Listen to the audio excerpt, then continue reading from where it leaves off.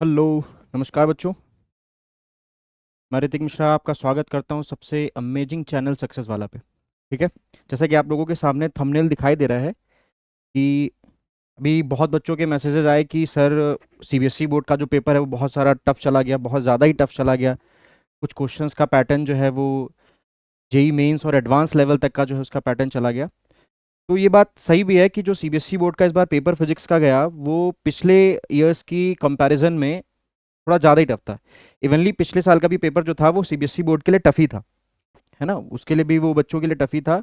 और जितने भी पेपर्स होते हैं स्टूडेंट्स के लिए वो टफ ही माने जाते हैं, क्योंकि उनका वो होता है ना कि वो अपियर करते हैं, उसको फेस करते हैं, तो वो हो जाता है। पर अपने अंदर फियर नहीं बनाना है कि सर जितना सीबीएसई बोर्ड का पेपर टफ आएगा क्या उतना ही यूपी बोर्ड का पेपर टफ आएगा। तो इसके लिए मैं बिल्कुल आपको बता दूं कि बेटा पेपर कुछ टफ या इजी या मॉडरेट नहीं होता है। ठीक है। उसका पैटर्न बच्चे का अगर सब कुछ पढ़ा हुआ है तो उसको वो इजी मॉडरेट टफ उसको ऐसा कुछ नहीं लगता। उसको सिर्फ उसका फोकस होता है कि क्या ये पेपर हमसे हो जाएगा या नहीं हो जाएगा, बस इतना उसका फोकस होता है। अगर हो रहा है तो उसको इजी बता देता है, नहीं हो पाता तो उसको टफ बता देता है। तो ये कैटेगराइज स्टूडेंट्स ही करते हैं। तो समझने वाली बात है कि हमें समझना क्या है। ठीक है। और जो समझने वाली बात है अगर हम वो समझ जाएंगे तो अच्छी बात। समझ रहे हैं ना। तो आज हमारा टॉपिक ये है कि क्या सर फिजिक्स में जिसका फियर है, जिन्होंने नाइटमेयर सब्जेक्ट बना रखा है फिजिक्स को, क्या सर उसमें फेल होंगे।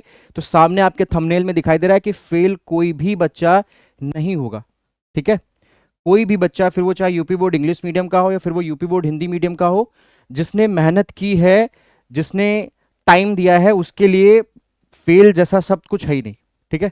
बस आप अभी रिमेनिंग जो आपका समय है उसके लिए मैं कुछ आपके स्ट्रेटजी टाइप का लेके आया हूं कि किन किन टॉपिक्स पे आपको फोकस करना है। ठीक है।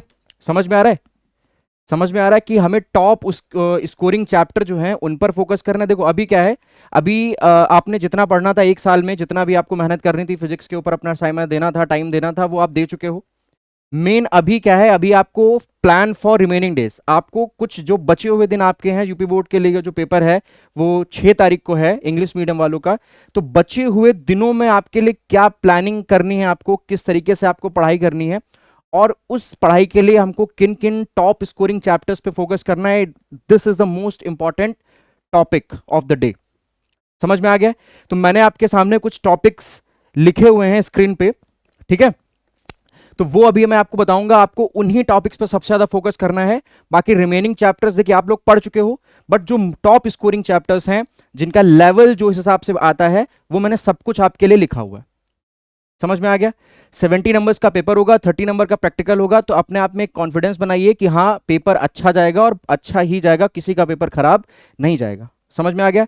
और अभी मैं अपने नेक्स्ट लेक्चर में आपको जो है जो भी वीडियो आएंगी उनके लिए इंपॉर्टेंट डेरिवेशंस के लिए एक वीडियो बनाऊंगा, ताकि बच्चों को जो इंपॉर्टेंट डेरिवेशंस है उनसे रिलेटेड, उनको उनसे रिगार्डिंग उनको प्रॉब्लम ना हो। ठीक है। कि किस तरीके से हमें अटेम्प्ट करना है, किस तरीके से सॉल्यूशंस करने हैं। बहुत सारे सब्जेक्ट्स पढ़ते आ रहे हैं तो शायद सर डेरिवेशंस भूल गए हैं, तो एक वन शॉट दूंगा और पूरा स्टार्टिंग चैप्टर 1 से लगाकर चैप्टर 29 तक के सारे प्रॉपर डेरिवेशंस आपको खत्म कर दूंगा विद इन 2 डेज। 6 से पहले, 6 तारीख से पहले। ठीक है। तो अब मैं आपके सामने रखूंगा कि क्या टॉप स्कोरिंग चैप्टर्स, आपको किन किन चैप्टर्स पे ज्यादा ध्यान देना है, कौन से चैप्टर्स आपके एग्जाम में टाइम टेकन वाले हैं, कौन से चैप्टर्स आपके इजी हैं, और मॉडरेट में आपके रिमेनिंग छोड़ देना जो भी बचे। अब देखो इजी में क्या है, आपका current and electricity. Current and electricity का जो चैप्टर है वो बहुत शॉर्ट है, बहुत इजी है, उसमें बहुत ज्यादा चीजें नहीं है, क्योंकि आप लोग 10th में भी पढ़ते आ रहे हैं कि इक्विवेलेंट रेजिस्टेंस कैसे निकाला जाएगा, इस सर्किट के अंदर टोटल इक्विवेलेंट करंट कितनी होगी, वगैरह वगैरह। ठीक है। तो ये इजी टॉपिक के अंदर आ जाएगा। Atom and nuclei modern physics है, बहुत इजी है, बहुत कम समय में बहुत अच्छा स्कोर करने वाला है। ठीक है। बहुत कम समय में बहुत अच्छा स्कोरिंग चैप्टर्स आपके एटम एंड न्यूक्लियाई हो जाएंगे। क्वेश्चंस आएंगे, शॉर्ट में आ सकता है और लॉन्ग में भी आ सकता है, पर वो बहुत इजी है। उसके बाद सेमीकंडक्टर्स, सेमीकंडक्टर्स भी आपके, ये मैंने जो चैप्टर्स लिखे हैं आपको फोकस करने हैं। बचे हुए दिनों में अगर कुछ नहीं पढ़ा है तो इनको जरूर पढ़ के जाएं, किसी भी कीमत पे इन चैप्टर्स को आपको टच ही करना है। ठीक है। बिल्कुल भी स्केप या बिल्कुल भी इनको जो है अवॉइड नहीं करना है, इनसे भागना नहीं है। ये इजी में आपके लिखे हुए करंट एंड इलेक्ट्रिसिटी होगी, एटम एंड न्यूक्लियाइज हो गए, एंड सेमीकंडक्टर डिवाइसेस हो गए, लाइक डायोड्स हो गए, रेक्टिफायर्स हो गए, बहुत छोटे छोटे चैप्टर्स। अच्छा, टाइम टेकन सर्च चैप्टर्स जो सबसे इंपॉर्टेंट चैप्टर हैं और जो टफ भी होते हैं, मैंने बताया बेटा टफ कुछ नहीं है, बस आपने अगर पढ़ाई की है, एक साल जम के मेहनत की है, तो टफ जैसा वर्ड तो आपके लिए है नहीं, पर फिर भी मैंने आगे टाइम टेकन भी लिख दिया कि ये जो चैप्टर्स आपके हैं ये टाइम टेकन है। ठीक, जैसे इलेक्ट्रोस्टैटिक पोटेंशियल, इलेक्ट्रोस्टैटिक पोटेंशियल जो है बोर्ड के एग्जाम्स के लिए वो बहुत फेवरेट टॉपिक माना जाता है, एग्जामिनर्स जो पेपर सेटर्स होते हैं उनके लिए भी।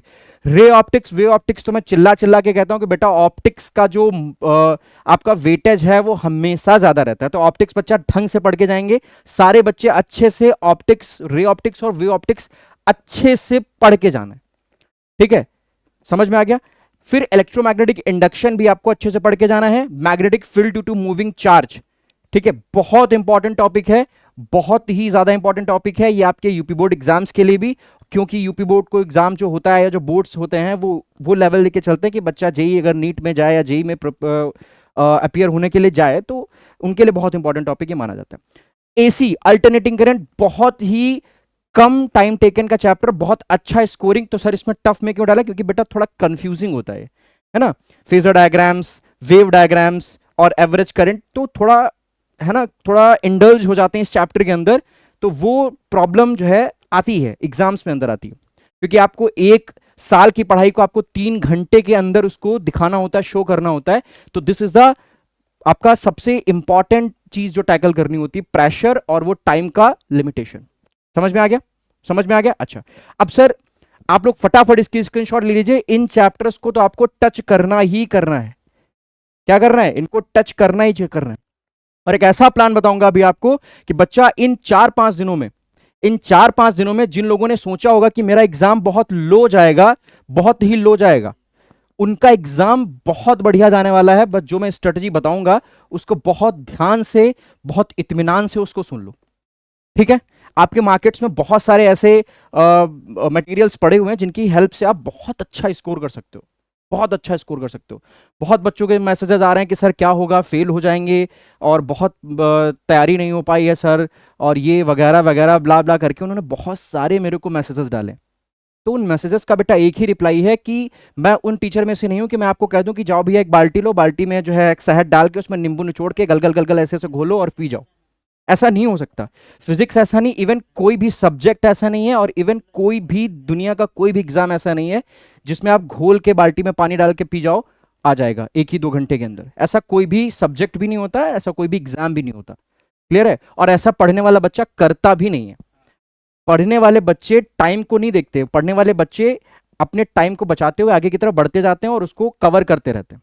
कुछ बच्चे होंगे यहाँ पर जो सोच रहे होंगे कि इन 6 दिनों में जो है एकदम सर ऋतिक सर हमको घोल के पिला दें, सब कुछ समझ में आ जाए, तो बेटा ऐसा नहीं हो सकता। पर फिर भी इस चीज को देखते हुए मैं आपके सामने थोड़ी स्ट्रेटेजी लाया हूं। इफ यू वांट कि मुझे फॉलो करना चाहिए देन करो। ठीक है, प्लान क्या है सर, प्लान बेटा ये है कि सबसे पहली इंपॉर्टेंट चीज को आपको टॉप स्कोरिंग चैप्टर्स पे ध्यान देना है। ठीक है, एक इटली के बहुत बड़े इकोनॉमिस्ट थे, उनका नाम तो नहीं पता, शायद पैलिस्टो करके थे, जिन्होंने 80% 20% एक रूल, 80-20 रूल एक बनाया था। उनको लगता था कि दुनिया जो है, जो चीजें हैं वो 80-20 रूल पे ही चलती हैं। तो समझिए कि 20% एफर्ट से आपको 80% आउटपुट अगर लाना है तो आपको प्लान के साथ काम करना पड़ेगा। अभी क्या है, एक चैप्टर जो आपका होता है, एक चैप्टर या पूरी बुक समझ लीजिए, पूरी बुक समझ लीजिए, तो पूरी बुक के 80% सिलेबस से वो आपको 20% पेपर में उठा के देना है उनको, यानी कि बहुत चीजें कंपाइल करके देंगे वो आपको। सारे 29 chapter, UP board English medium में 29 चैप्टर्स हैं, उन सारे 29 चैप्टर्स को कंपाइल करके उन्हें 20% मटेरियल लेके पेपर एक सेटअप करना है। तो आपको एग्जामिनर के दिमाग से खेलना है, एग्जामिनर के दिमाग से खेलो तब जाके काम चलेगा। तो स्ट्रेटजी बेटा क्या है, स्ट्रेटजी ये है कि जिन बच्चों ने अभी कोई भी चैप्टर उठा के नहीं देखा है, बेटा सबसे पहला काम आप करेंगे जाके डेरिवेशन। जो बता रहा हूं उसको फॉलो कर लेना, कल्याण हो जाएगा और नंबर भी इंक्रीज होंगे। सबसे पहला आपको प्लान क्या करना है, सबसे पहले उठा के सारे चैप्टर्स के डेरिवेशन फिनिश कर दो, जो कि मेरी अगली वीडियो में आएगी। तो अगर आप उसको देख भी लेते हो, 1-1.5-2 घंटे की वीडियो होगी, तो उसमें भी आपका ये काम तो मैं ही करा दूंगा। फिर बात आई थ्योरी पोर्शन की, तो बेटा थ्योरी, जिन चैप्टर्स को मैंने अभी टफ और इजी बताया है, पहले टफ वाले की जितने भी आपके चैप्टर्स हैं इनकी सबकी थियरी पोर्शन, जितना भी कॉन्सेप्चुअल पोर्शन है उसको फटाफट फिनिश करें, ठीक है। उसके बाद जब डेरिवेशन आपका हो जाए, थ्योरी आपकी हो जाए, तो ये आपके समझ लीजिए 40 to 45 स्कोर कर देंगे। 40 to 45 जो स्कोर करेगा वो तुम्हारा डेरिवेशन और थ्योरी है। तो क्या करना है, पहले सारे चैप्टर को उठा के धगा धक धगा धक धगा सारे डेरिवेशन जो है लगा डालो एकदम मस्त से। फिर बची थ्योरी, थ्योरी पोर्शन फटाफट कर लो, डेरिवेशन के साथ ही थ्योरी पोर्शन हो जाएगी। बाकी बचे जितने भी आपकी डेफिनेशंस एंड जो भी ओवरऑल चीजें बचती हैं वो थ्योरी में कंप्लीट कर लो। उसके बाद समय निकाल के, उसके बाद जो है समय निकाल के बेटा न्यूमेरिकल पे ध्यान देना। कुछ बच्चे हैं कि दिन रात बस न्यूमेरिकल न्यूमेरिकल न्यूमेरिकल न्यूमेरिकल लगे पड़े कि सर 25-30 नंबर का न्यूमेरिकल। अरे भाई मेरे, अगर ये 20-25 के पीछे तुम भाग रहे हो तो ये 40-45 गंवा दोगे ना, इसमें प्रॉब्लम आ जाएगी ना। तो जो बता रहा हूं वो करो, डेरिवेशन कंप्लीट करो, थ्योरी कंप्लीट करो बच्चे कुछ दिनों में, ठीक है। थ्योरी कंप्लीट करो और सारी थ्योरीज कंप्लीट करो, ठीक है। तो पहला आपको क्या करना है, पहला आपको डेरिवेशन खत्म करना है पूरा, डेरिवेशन खत्म करो फटाफट, थ्योरी खत्म करो फटाफट। उसके बाद समय बचे तो न्यूमेरिकल पढ़ लो, क्योंकि बेटा न्यूमेरिकल बच्चों ने लगाए तो हो ही, ऐसा तो नहीं कि एक साल के अंदर कोई न्यूमेरिकल ही नहीं लगा होगा। तो डेरिवेशन और तुम्हारी थ्योरी 40 to 45 तुमको स्कोर करा देगी, और न्यूमेरिकल में 20 से 25 नंबर में से आप 15 आराम से ले आओगे, क्योंकि 15 न्यूमेरिकल डायरेक्ट फॉर्मूले बेस्ड होते हैं। क्या होते हैं, डायरेक्ट फॉर्मूला बेस्ड होता है, डायरेक्ट फॉर्मूला बेस्ड होता है, ठीक है। तो यही स्ट्रेटेजी है, इसी स्ट्रेटेजी के हिसाब से आप चलिए। अब आप देखिएगा कि कितना अच्छा आप लोग स्कोर करेंगे, ठीक है। कितना बढ़िया स्कोर आप करेंगे, आपने सोचा भी नहीं होगा, ठीक। तो ये चीज, इस चीज की आप स्क्रीनशॉट ले लीजिए, और मैं आशा करता हूं कि सभी बच्चों का जितना भी पेपर है, सब कुछ जो अभी मैं चीजें थोड़ी बहुत बताऊंगा, जो डेरिवेशंस कराऊंगा, आई होप कि वो सब कुछ आप अच्छे से पढ़ें और वही एग्जाम में आएगा। चीजें बाहर जाने वाली नहीं है। 80-20 रूल फॉलो हर जगह होता है, हर जगह होता है। समझ में आ गया। तो अपने आप को डिमोटिवेट मत करिए, अपने आप को कॉन्फिडेंस रखिए, अपने दिमाग को कन्फाइन मत रखिए, उसको एक्सप्लोर होने दीजिए, चीजें करने दीजिए। अरे पेपर बिगड़ेगा, कोई बात नहीं, पास हो जाओगे। अगर मेहनत थोड़ी बहुत करके अगर एग्जाम में लिखते हो, अटेम्प्ट करते हो, तो पास हो जाओगे, ठीक है। ऐसा नहीं कि कुछ लिख के मत आओ पास हो जाओगे, ऐसा नहीं है, लिखना पड़ेगा, चीजें लिखनी पड़ेंगी। तो इसको आप स्क्रीनशॉट ले लीजिए, ठीक है। स्क्रीनशॉट ले लिया, तो बस इतने ये जो टॉपिक्स आपके सामने हैं, इन टॉपिक्स पे बच्चा बहुत अच्छे से फोकस कर लो। बाकी जो बचा है वो रिमेनिंग मॉडरेट के अंदर आ जाएगा, ठीक है। वो सारा मॉडरेट के अंदर आ जाएगा। बहुत सारे चैप्टर जो भी बचे, डीसी सर्किट बचा, ये सब आपके रिमेनिंग में आ जाएंगे। मॉडरेट लेवल का बस छोटे छोटे चीजें होंगी। समझ में आ रहा है। तो स्ट्रेटेजी यही है कि बेटा डेरिवेशंस और थ्योरी पर अभी बहुत ज्यादा फोकस करिए, 40 to 45 मार्क्स की वो गेन करिए, और न्यूमेरिकल पोर्शन 20 to 25 का आएगा, और आप उसको कर ले जाओगे। जो भी बच्चा पढ़ने वाला है वो सब कर ले जाएगा, ठीक है।